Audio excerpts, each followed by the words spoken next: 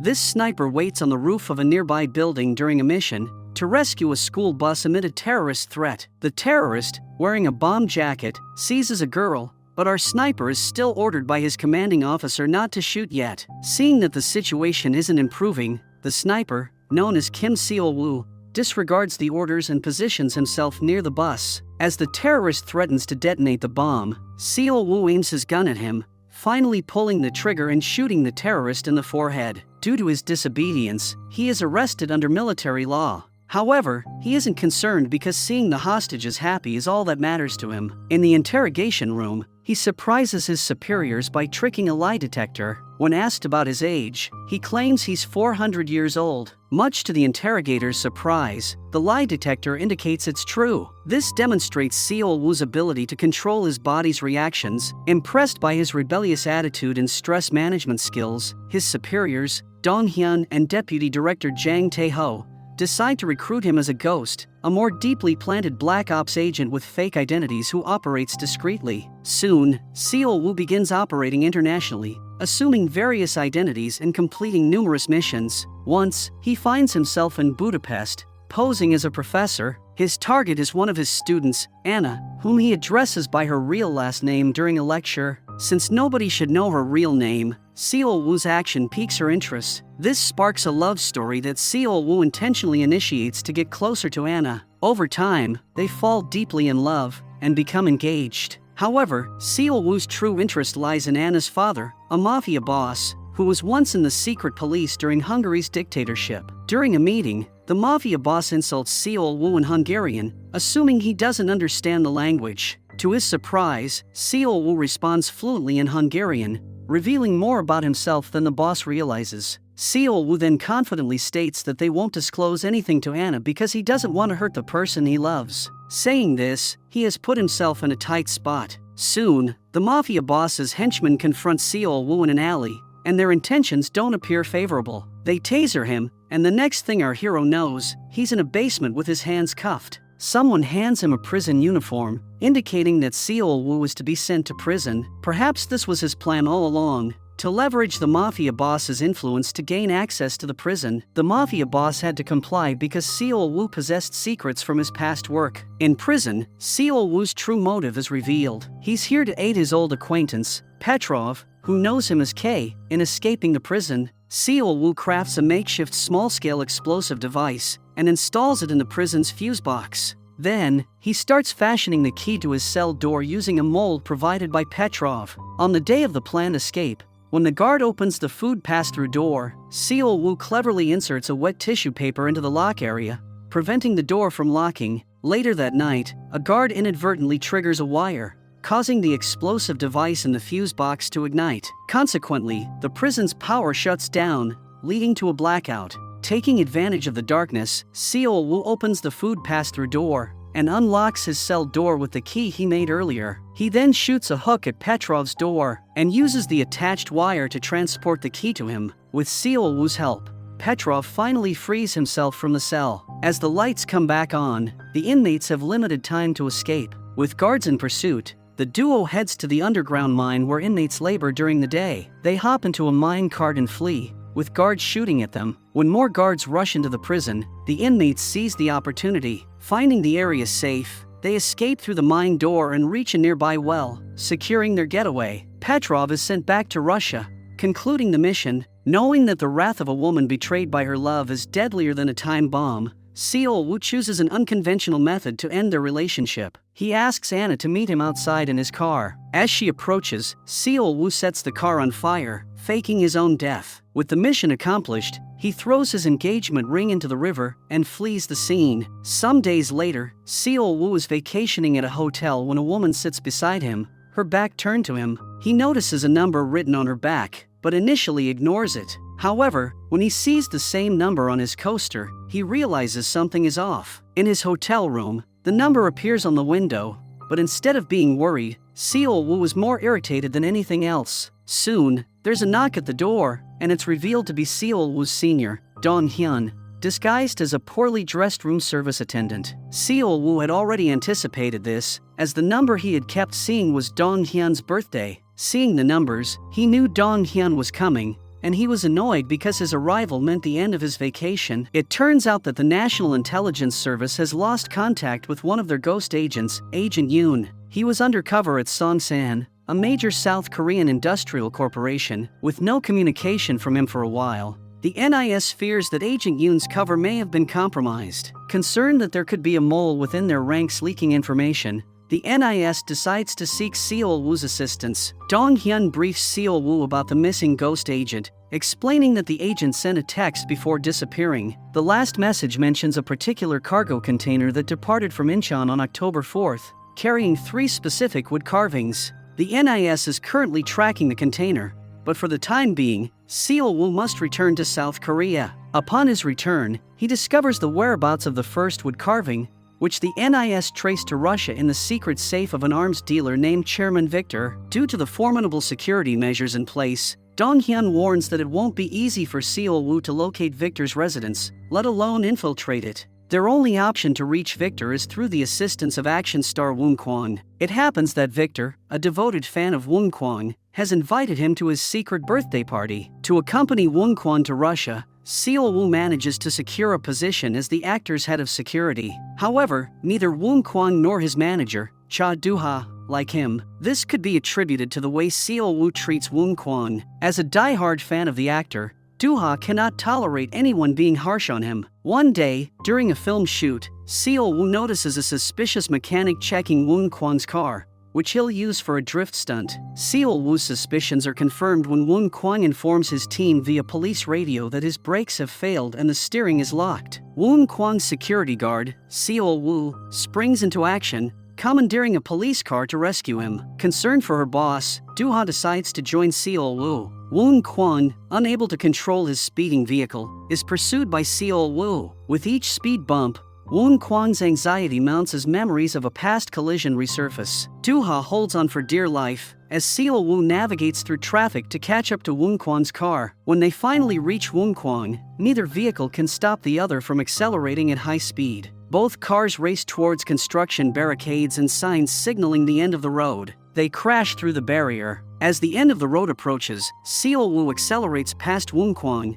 and then swerves sharply to the right. Moments later, he slams the brakes and sharply turns the wheel, causing his car to spin directly into Woon Kwon's path. Seol-woo pulls Do-ha close to his chest and prepares for impact. Soon, Woon Kwon slams into his car. Seol-woo applies the brakes and manages to stop Woon Kwon's car just in time. The collision knocks Woon Kwon unconscious, but miraculously, Seol-woo and Do-ha emerge unharmed. Injured, Woon Kwon is rushed to the hospital, where he experiences flashbacks of his accident 7 years ago. During a film shoot, his brakes failed, leading to a severe car crash. Although he survived, he endured months of physical therapy to recover. While hospitalized, his model girlfriend announced her engagement to Mo Sung-jae, a wealthy businessman and owner of Songsan. This news deeply distressed Woon Kwon, and his bitter past continues to haunt him to this day. Back in the present, Woon Kwon finally wakes up but remains weak, so he's kept sedated for rest. As he begins to regain his strength, he develops a brotherly bond with Seol-woo and confides in him about the betrayal by his girlfriend.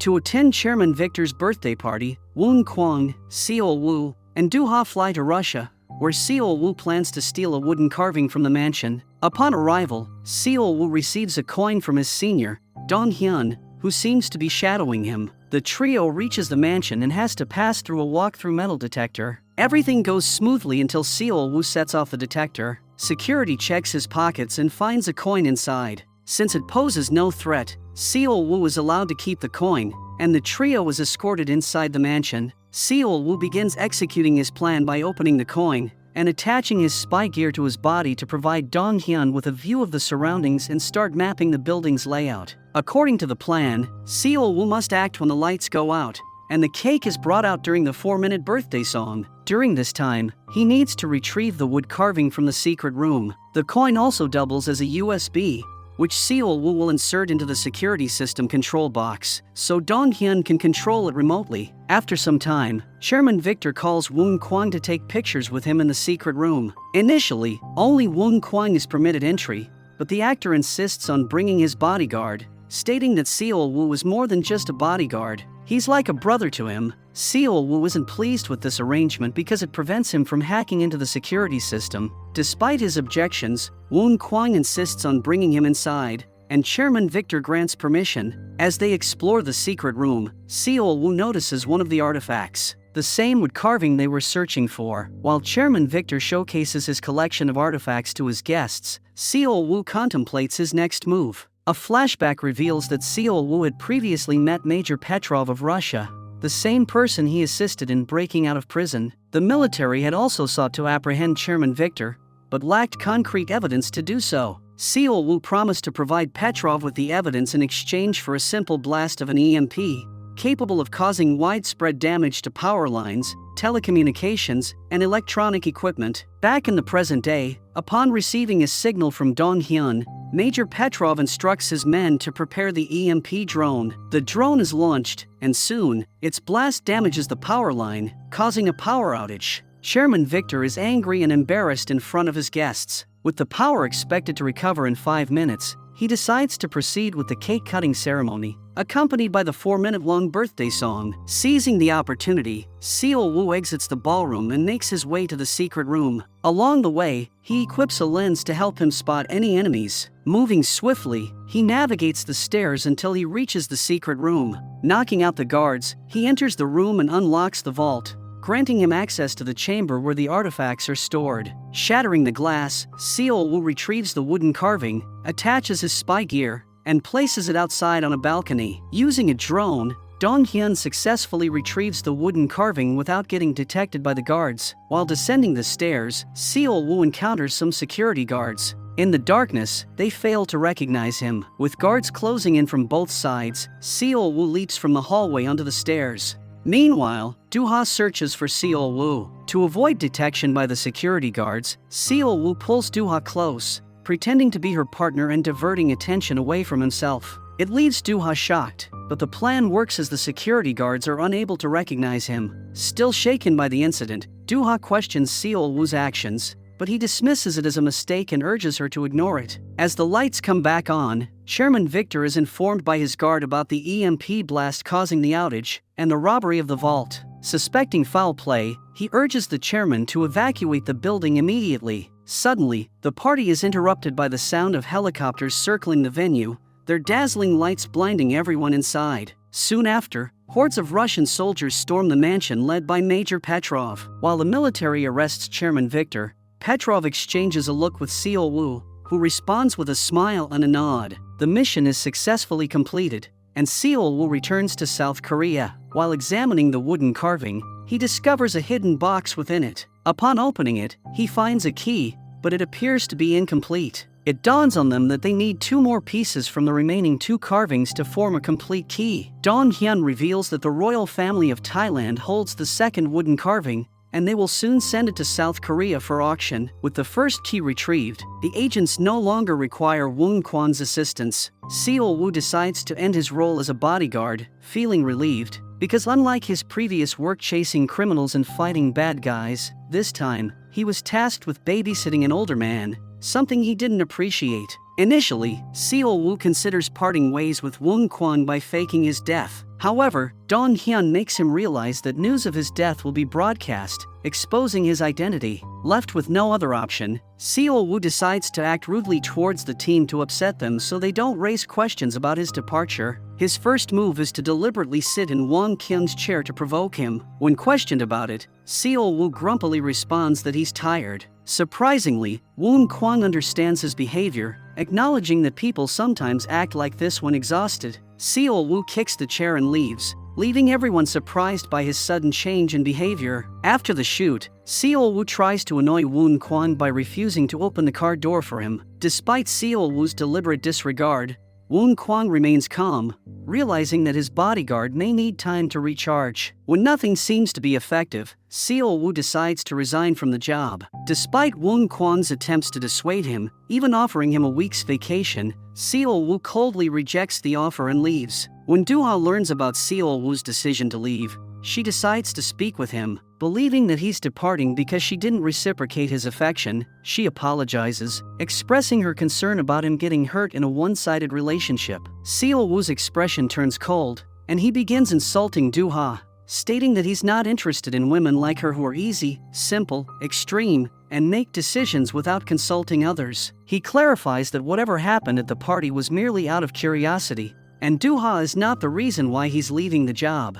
As Do-ha struggles to hold back her tears, Seol-woo concludes by telling her not to think of him or come looking for him ever again. As the agent leaves the cafe, he receives a call from Dong-hyun, who instructs him not to resign from the job, emphasizing the importance of maintaining his current identity. Seol-woo is distressed, realizing he has ended things with Do-ha in a terrible way. Seeking to make amends, he approaches Do-ha and unexpectedly kisses her. Shocked, Do-ha pushes him away and then slaps him across the face. However, in the end, Seol-woo manages to rectify the mess he created by explaining that he initially wanted to distance himself from Do-ha for her own well-being, but now he realizes he can't push himself away from her. Apologizing, he informs her that he will cancel his resignation and continue working for Woon Kwon. Back at headquarters, Dong-hyun briefs Seol-woo on their next strategy. It turns out that to get the second wood carving, they must find a black auction ring. According to their intel, Agent Yoon's confidential informant, known as Goldfinger, possesses the ring. Interestingly, Goldfinger is revealed to be Myung-suk, Do-ha's father. While they could retrieve the ring directly from him, it turns out that Myung-suk has given it to Do-ha, who is unaware of its significance. Meanwhile, we are introduced to Assemblyman Baek, who has pledged to support Sun Jae, the owner of Songsan Corporation, in the upcoming elections. Songsan is the same company where our missing ghost agent, Yoon, was employed. Assemblyman Baek promises Sun Jae that he will locate the missing wood carvings, which purportedly contain details of Sun Jae's grandfather's slush fund. Assuring Sun Jae, Baek claims to have connections within the NIS working on the case. Utilizing his connections, Baek discovers that Seol-woo and Dong-hyun have retrieved the first carving. Upon learning that Dong-hyun will meet someone to deliver the carving, Baek dispatches his hitman, Ki-chul, to eliminate Dong-hyun and retrieve the carving. Positioning himself atop a building, Ki-chul awaits Dong-hyun's arrival. As Dong-hyun steps out of the car, Ki-chul fires at him, only to find that the car is bulletproof. Undeterred, he prepares to attack once more, but he is suddenly shot in the shoulder by a sniper, none other than Seol-woo. It is revealed that the entire scenario was orchestrated by Dong-hyun to apprehend the individual responsible for Yoon's disappearance. By capturing the hitman, they hope to trace back to the person who hired him. After Seol-woo's initial shot, Ki-chul takes cover behind some boxes. Seol-woo provides cover for his seniors, Dong-hyun and Deputy Jang, as they ascend the stairs to apprehend the hitman. Ki-chul attempts to reach his weapon, but Seol-woo prevents him by firing continuously. In a bid to evade Seol-woo, Ki-chul sets off a smoke bomb, allowing him to change his position. Seol-woo pursues him, but Ki-chul retaliates by shooting at a cylinder, triggering an explosion that starts a fire, halting Seol-woo's advance. As Dong-hyun approaches the rooftop from the stairs, Ki-chul is forced to find another way to escape the area, ultimately succeeding in doing so. After the confrontation, Seol-woo realizes that Ki-chul is the same man he saw near Woon Kwon's car on the day of the accident. Meanwhile, Dong-hyun examines the hitman's abandoned gun and realizes that it is used by special forces. It appears they know who this weapon belongs to, making their investigation considerably easier. Later that night, Seol-woo takes Do-ha out to dinner, and as time passes, their bond strengthens. Do-ha becomes so comfortable with Seol-woo that she opens up to him about being harassed by loan sharks at her grandfather's memorial. It turns out her father had borrowed money from many people and disappeared, leaving Do-ha as the only one they could pressure to get their money back. During the harassment, her father was present there, but he chose to leave, abandoning Do-ha. In the present, Do-ha also confides in Seol-woo about a ring her father gave her. She explains that she left the ring at the Columbarium Cemetery, where her grandfather's ashes are kept. Even when her grandfather passed away, her father showed no concern and ran away. She left the ring there to ensure her father would only find it if he truly changed. However, since he hasn't changed, he continues asking Do-ha about the ring's location, unaware that it rests beside his father's ashes. After putting Do-ha to bed, Seol-woo heads to the Columbarium Cemetery, where he finally finds the ring. He then calls Dong-hyun and informs him about it. The following day, he meets Do-ha's father, Myung-suk, who boasts about the expensive watch gifted to him by the president of the Songsan Group, Mr. Sun Jae. It seems likely that he also wanted the ring, which is why he decided to do business with Myung-suk. When Seol Woo hears the company's name, he immediately takes out his phone and detects the watch. It turns out the watch is bugged. Upon discovering this, Seol Woo quickly dunks the watch into the water. Meanwhile, Sung Jae's henchman realizes that Seol Woo has caught them. Suspecting that Doo-ha's life might be in danger, Seol Woo promptly leaves the restaurant and calls Doo-ha, inquiring about her whereabouts. Learning that she is at the cemetery, Seol Woo asks if she sees any suspicious men around. When Doo-ha tells him that 4 men in black suits are in the same room as hers, Seol Woo orders her to go to the restroom. He then instructs her not to lose the coin he gave her earlier because it's the only way he can find her. With that said, he warns Doo-ha that she is about to be abducted. Before Doo-ha can process anything, Sung Jae's men abduct her, rendering her unconscious with a chloroform-soaked handkerchief. When Dong Hyun learns about the abduction, he suggests involving the police. However, Seol Woo has discovered that the hitman who kidnapped Doo-ha is a rogue ghost agent. Therefore, trusting the police isn't a viable option. While Dong Hyun wants Seol Woo to stay away from the situation to avoid exposing his identity, Seol Woo is unwilling to back off. The coin he gave to Doo-ha turns out to be a tracker, allowing him to locate her. Following the tracker, he arrives at a port, which leads him to a locked container. Upon opening the latch, he hears a beeping sound nearby. Investigating further, he discovers a bomb with a timer set to 2 minutes. Meanwhile, Doo-ha is gagged and zip-tied in a dark room, struggling to free herself. Without hesitation, Seol Woo takes out his pocket knife, examines the bomb, and cuts the white wire. The timer momentarily stops, only to restart again.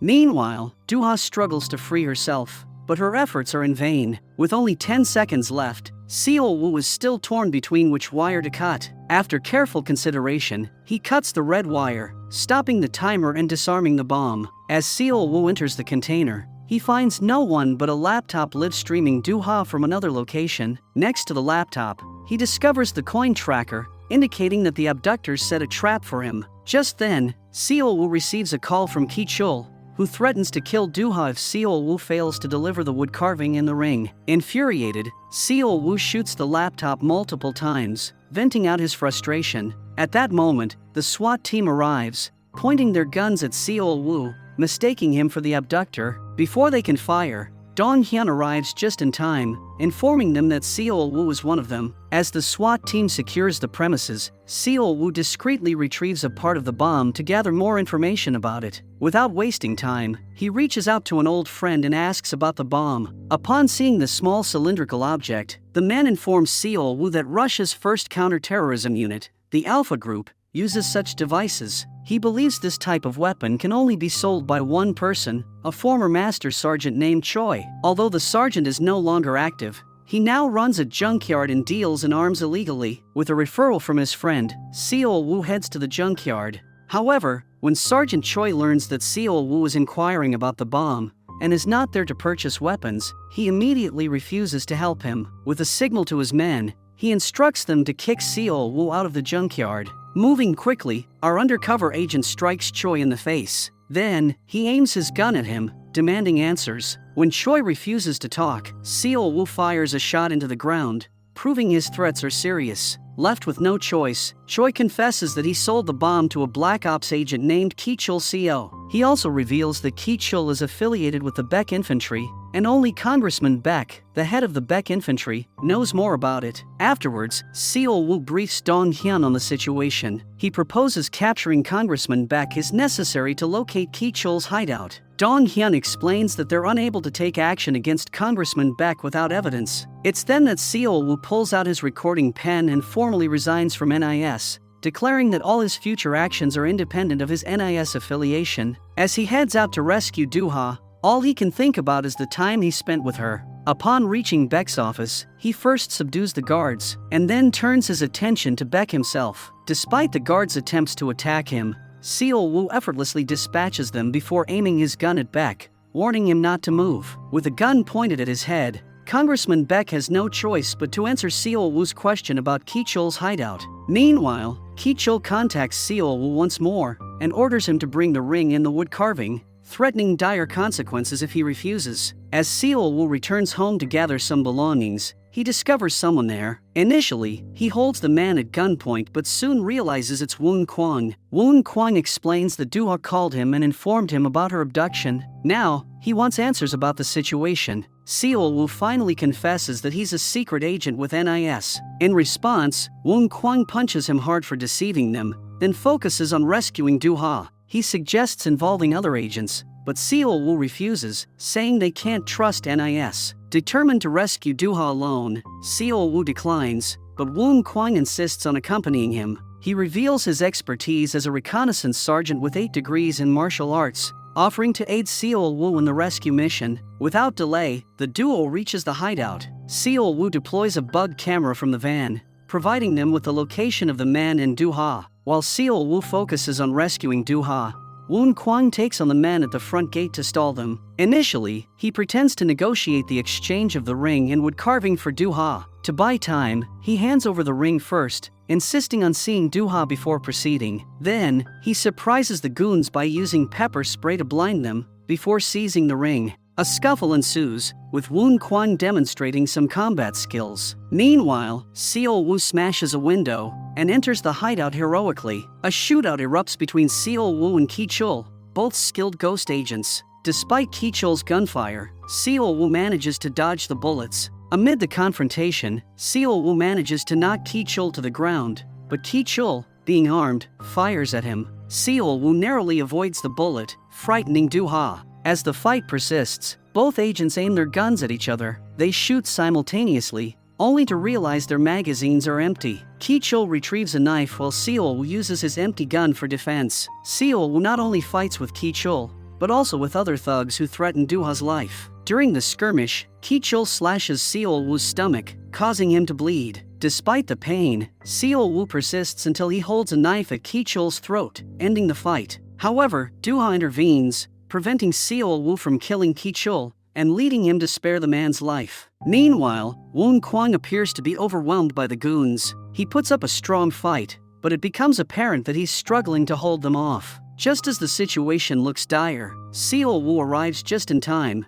taking down the men and rescuing Woon Kwang. Together, they collaborate to subdue the goons until the SWAT team arrives. The goons are apprehended, and Doo-ha is rescued. As Woon Kwang releases Doo-ha, she locks eyes with Seol-woo, and they share a meaningful moment. Woon Kwang is hospitalized, where Dong-hyun requests him to sign a confidential agreement. He explains that the day's events are tied to national security, making it top secret and not to be disclosed to outsiders. Woon Kwang agrees and signs it, but Doo-ha refuses, insisting on hearing directly from Seol-woo. Dong-hyun arranges a meeting between them. When Doo-ha demands answers, Seol-woo apologizes for involving her. He reveals his true identity as a secret agent with NIS, explaining that being her bodyguard was part of his mission. With the mission aborted, he plans to resign. Confused and hurt, Doo-ha questions if their moments together were all a lie. Seol-woo only responds that Doo-ha is the most dangerous person to him. Despite struggling to accept the truth, Doo-ha signs the agreement, asking Seol-woo to talk to her again when he's clearer. It's evident that both Seol-woo and Doo-ha find it hard to reconcile the truth with the beautiful memories they shared. The next day, Doo-ha goes to Seol-woo's residence, but finds it deserted. Seol-woo had asked Dong-hyun to handle the first floor since it was exposed. Unaware that Seol-woo's office is in the basement, she tries calling him, but he doesn't answer. Overcome with emotion, Doo-ha breaks down in tears. Meanwhile, Seol-woo watches her on the CCTV camera, clearly affected by her distress. He turns off the monitor and focuses solely on his black auction mission. Later that day, he goes to the airport to meet a woman who refers to him as Agent K. They share a brief embrace before preparing to carry out their mission together. Later that night, Dong-hyun rebukes Seol-woo for taking matters into his own hands during Doo-ha's rescue. He believes they're in serious trouble now that the NIS knows about Seol-woo's cover. However, Seol-woo argues that everything went smoothly since the civilians were saved,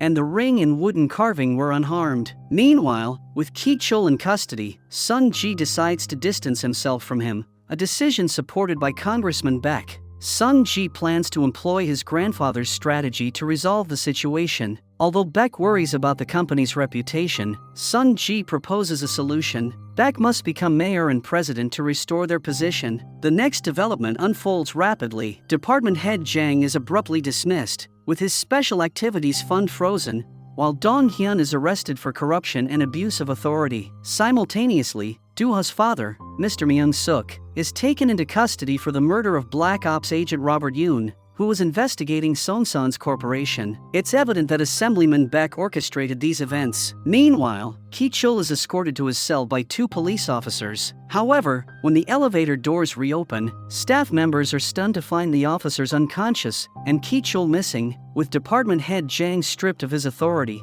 he doesn't have the $5 million required by Seol-woo. This money is needed to gain entry to the Asian Investment Forum, where the second wood carving is up for auction. When Seol-woo inquires about the black auction mission, department head Jang admits they need to wait, much to Seol-woo's dissatisfaction. With the deadline approaching, Seol-woo seeks assistance from Woon Kwang. He requests the $5 million necessary to enter the Asia Investment Forum. Seol-woo explains that if the black auction mission is successful, they can use the proceeds to prove Doo-ha's father's innocence and secure his release. Initially taken aback by the substantial amount, Woon Kwang ultimately agrees to help Seol-woo, driven by the desire to aid Doo-ha's father. Recognizing the need for collateral from Seol-woo in exchange for the money, Doo-ha presents him with a handwritten contract. In the agreement, Seol-woo commits to returning to his guard Kim identity and safeguarding Woon Kwang from harm. Additionally, if Seol-woo vanishes as he did previously,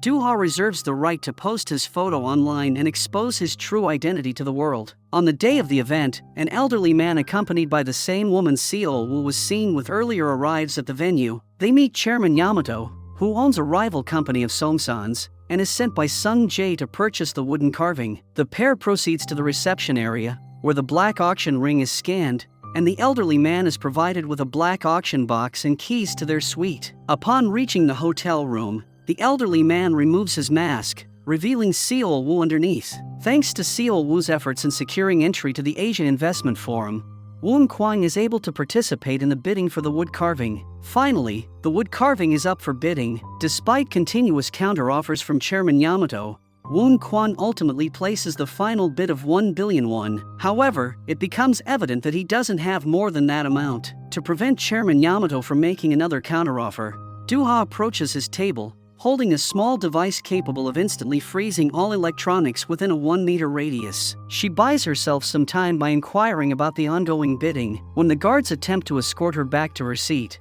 Doo-ha grasps the table tightly and activates the device, freezing Chairman Yamato's tablet. With the distraction in place, Woon Kwang makes the final bid and secures ownership of the wood carving. However, unlike Seol-woo, Woon Kwang isn't as pleased, realizing he has depleted all the money in his bank account. Doo-ha leaves the auction room to retrieve the wood carving, which is located on the 33rd floor of the hotel, and she's given the key to the specific room where it's stored. As she enters the elevator, one of Ki-chul's former henchmen spots her and alerts the other NIS agents. Concerned for Doo-ha's safety, Seol-woo enters the building, opting to use the stairs to move discreetly. However, he encounters Baek's henchman, much to his dismay. Meanwhile, Doo-ha reaches the room, but is joined by an unwelcome guest, Ki-chul. As Seol-woo fights off the henchman, he eventually takes the elevator to reach the 33rd floor. Ki-chul retrieves the briefcase from the room, but before he can leave, he's spotted by Baek's henchman. Seol-woo intervenes and begins to take down the men one by one. Subsequently, Seol-woo confronts Ki-chul on the stairs, where the tables turn unexpectedly as Ki-chul willingly hands over the briefcase to Seol-woo. A flashback reveals that Seol-woo had met with Ki-chul before the latter escaped. Ki-chul expressed that he understands his career without an identity is finished, and that his former backers will discard him once they've exploited him. He acknowledges that individuals like him don't typically get a happy ending. Despite this, he agrees to help Ki-chul, but Ki-chul demands the death of a specific individual in return. Returning to the present, Seol-woo retrieves the briefcase and promptly escapes from the building. He makes his getaway on a motorbike, while Ki-chul detonates his own car, bringing an end to his journey. However, later, Seol-woo meets with Ki-chul, revealing that the agent is still alive. It turns out that it was all part of the plan to ensure that Songsan Corporation couldn't harm Ki-chul and would assume he was dead. Now, Seol Woo informs Ki-chul that once he retrieves all the wooden carvings, he intends to make Ki-chul stand trial for his crimes. Surprisingly, Ki-chul has no objections and is prepared to face the consequences of his actions. To guarantee cooperation, Ki-chul shows Seol Woo his family, which the agent can use as collateral. Thanks to Ki-chul, Seol Woo has also obtained evidence clearing Do-ha's father of Robert Yoon's murder. Back at his headquarters, Seol Woo opens the hidden compartment of the wood carving and retrieves the second key. Woon Kwang nearly has a heart attack upon seeing the artifact broken, knowing he had spent all his savings on it. With both keys retrieved, Seol Woo hands the artifacts to Woon Kwang so he can sell them to recoup his $4 million out of $5 million. Seol Woo updates department head Jang on the deal he struck with Ki-chul and provides evidence of Agent Yoon's killer. When Seol Woo inquires about the status of the third wood carving, he's surprised to learn that the NIS director is handling it. Later, while reviewing the CCTV footage of Agent Yoon's murder, Seol Woo notices that Agent Yoon was placing a book on the shelf when he was attacked. Investigating further, he finds a book with blank pages and realizes it's more significant than it appears. Meanwhile, NIS agent Jae Hyuk Choi visits Woon Kwang to inquire about Seol Woo, who is now considered a terrorist after being seen leaving the premises just before the explosion. Initially drowsy, Woon Kwang is on the verge of revealing Seol Woo's location. However, Do-ha wakes him, reminding him they have no association with a terrorist. While answering the agent's questions, Do-ha secretly messages Seol Woo, warning him not to come to Woon Kwang's house. Later that night, Seol Woo meets with Woon Kwang to deliver some bad news. In addition to the wooden carvings, Seol Woo owed Woon Kwang $1 million, which he had requested from the director. However, it turns out that Assemblyman Beck is targeting the director, rendering their special activities fund inaccessible for the time being. Do-ha and Woon Kwang are disappointed to hear that Seol Woo has failed to fulfill his promise. Seol Woo assures them that he will arrange the money as soon as possible, and until then, they can consider him as collateral. With Seol Woo back on the job, he and Woon Kwang spend some quality time together, pampering their skin with face masks and having heartfelt conversations. Meanwhile, Woon Kwang's former girlfriend and Sung Jae's current wife, Mi-eun, suggests to Sung Jae that instead of collaborating with the old and corrupt Congressman Beck, he should align himself with the young and principled department head Jang of the NIS. Sung Jae dismisses the idea, stating that Jang wouldn't cooperate with him. Mi-eun proposes that Sung Jae offer Jang what he desires. When asked for elaboration, Mi-eun suggests that Sung Jae empower Jang to dismantle Congressman Beck and Beck Infantry. Sung Jae embraces the idea and promptly arranges a meeting with department head Jang. Initially, Mr. Jang hesitates to accept the offer, but he eventually informs Sung Jae that he's seriously considering it. He confirms that Sung Jae will deliver Congressman Beck and the Beck Infantry to him in exchange for the 2 keys from the wood carvings. Additionally, they'll need to secure the third wood carving to finalize the transaction. As a result of the deal, Mr. Jang obtains photographs of Mr. Beck with Ki-chul, the rogue ghost agent involved in numerous criminal activities. Despite being cornered, Mr. Beck confidently asserts to Mr. Jang that no one can bring him down. On the other hand, Seol Woo utilizes chemicals to make the writings on the blank book visible. The pages reveal a series of numbers that resemble dates. Seol Woo decoded the numbers, revealing that Robert Yoon frequently visited an Am Cathedral on Mondays. Beside each date is written Rev 127, which Seol Woo deduces corresponds to 12:7 in the Book of Revelation. To delve deeper into the matter, Seol Woo accompanies Do-ha to the cathedral. There, he meets Father Michael and employs the coded wording to gain the priest's trust. When asked about who Agent Yoon met within the cathedral, Father Michael discloses that it was Mr. Jang. However, on the last day, Mr. Jang brought another individual with him, who turned out to be Dong Hyun. Meanwhile, Chairman Victor acquires the last wood carving and travels to South Korea to finalize the deal with Sung Jae. In exchange, he demands Seol Woo to take revenge on him. Seol Woo meets with Mr. Jang to hand over the 2 keys, after Mr. Jang claimed he would soon acquire the third one. During their conversation, Seol Woo asks Mr. Jang if he's collaborating with Sung Jae,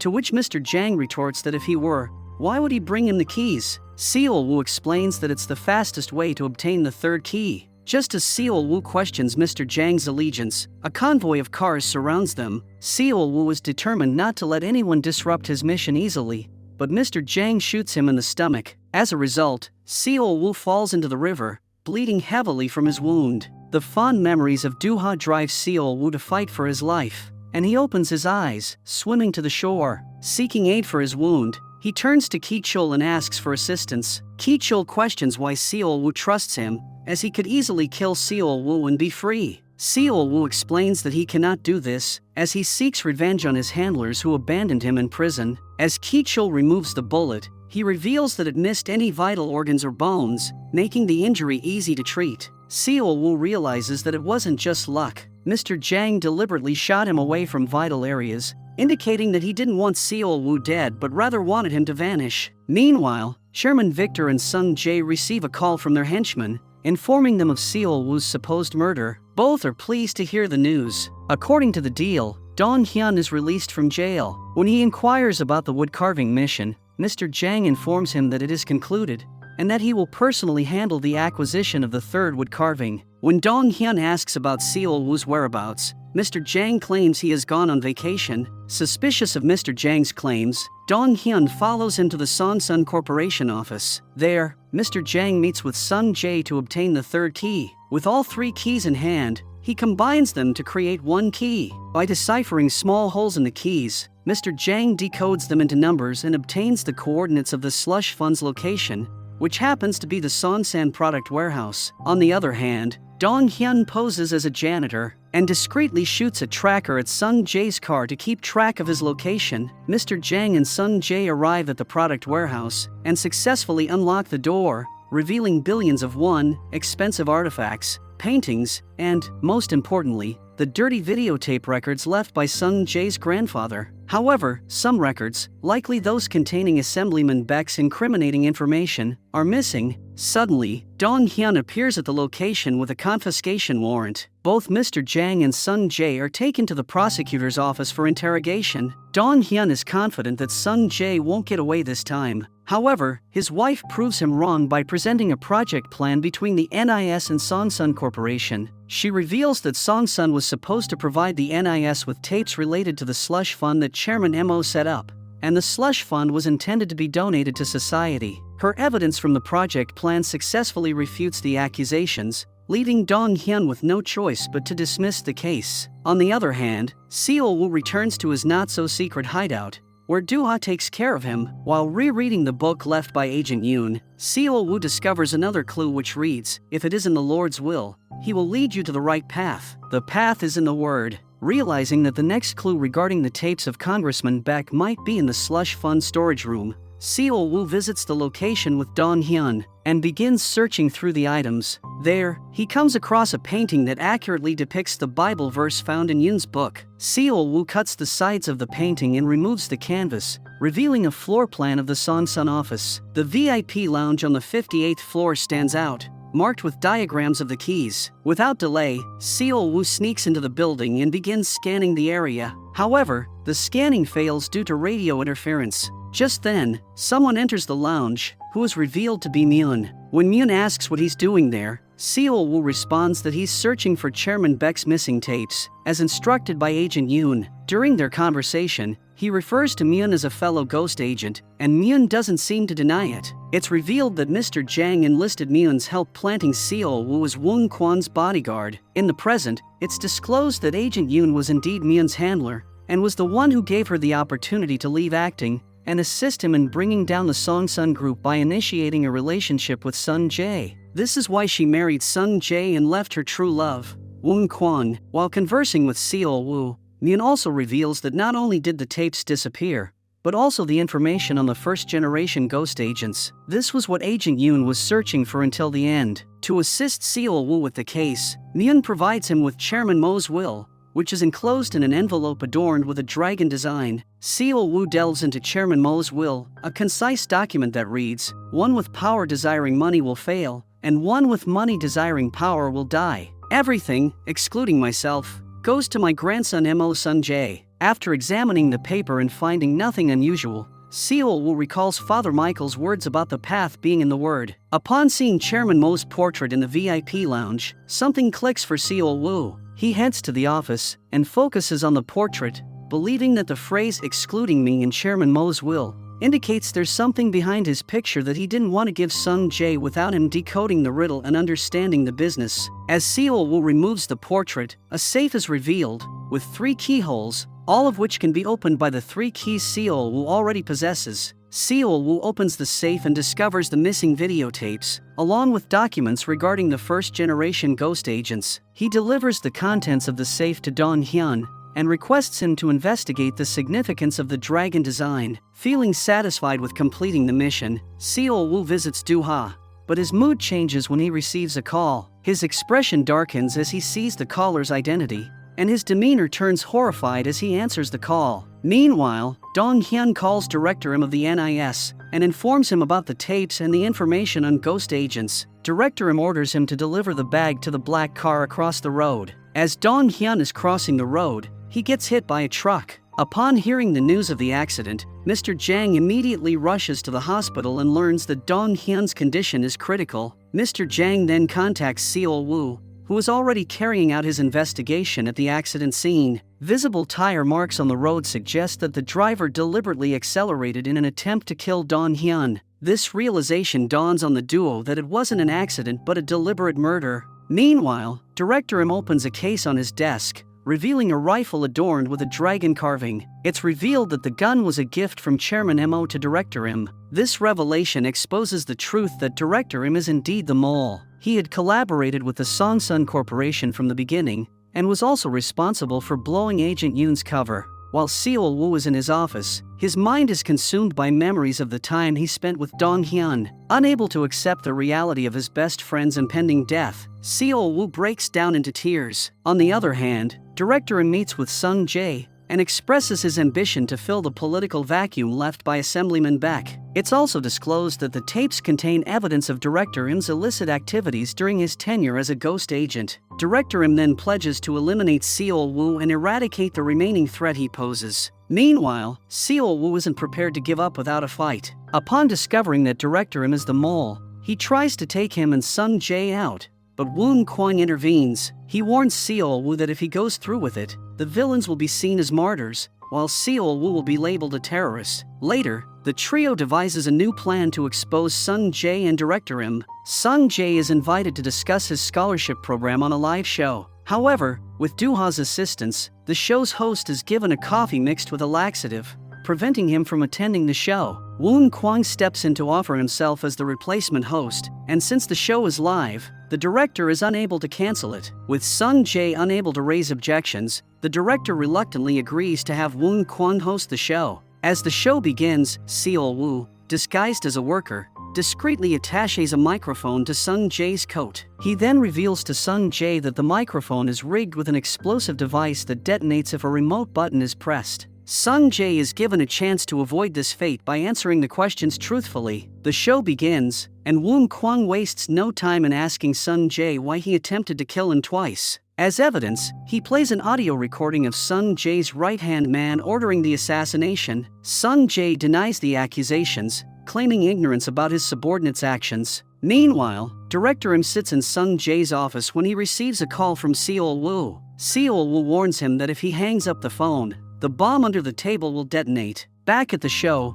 Woon Kwang directs the next question at Sung Jae, this time exposing Songsun's newly established foundation as a slush fund rather than a genuine charitable organization. Woon Kwang further questions about Dong Hyun's accident and the person behind this attempted murder. Under pressure to tell the truth, Sung Jae admits that the person behind everything is none other than NIS Director M. Woon Kwang demands proof, so Sung Jae produces a USB drive from his pocket, claiming it contains a file detailing Director M's past misdeeds. Shocked by Sung Jae's revelation, Director M orders Seo Woo to detonate the bomb and kill Sung Jae immediately to destroy the evidence. When questioned about his attempt to kill Dong Hyun, Mr. M justifies it as being for the country's sake, arguing that it would be disastrous if information about the first-generation ghost agents were exposed. Seo Woo reluctantly presses the button, but the bomb fails to detonate. Instead, the cover of the LCD screens in Sung Jae's office is removed, revealing that Director M's confession has been recorded on the CCTV cameras. Frustrated, Director M lashes out at the phone, only for Mr. Jang to arrive and arrest him for all his crimes. Assemblyman Baek is also arrested, and as per the promise, Ki Chul will testify against him. Miraculously, Dong Hyun is on his path to recovery. Department head Jang approaches him and announces that Dong Hyun is being awarded the Medal of Honor for playing a significant role in protecting the nation. Meanwhile, Seol Woo is living a normal life with Do-ha. However, his problems are far from over. Petrov pays a surprise visit and informs him about the resurgence of a group called Red October. He reveals that everyone from their previous mission, except them, has vanished. This implies they must leave the country and seek refuge elsewhere until the situation improves. During their final meeting, Do-ha gives Seol Woo the coin to help her keep track of his location. Seol Woo instructs Do-ha not to wait for him and departs the country. Yet Do-ha never stops thinking about him. After a year or two, Seol Woo receives a message from Petrov confirming the completion of the Red October mission. In South Korea, Do-ha checks Seol Woo's location on her phone when the blinking red light suddenly disappears. Initially worried, she soon realizes that it might mean Seol Woo was returning. As the series ends, Woon Kwang gets a new bodyguard, but he isn't pleased about it.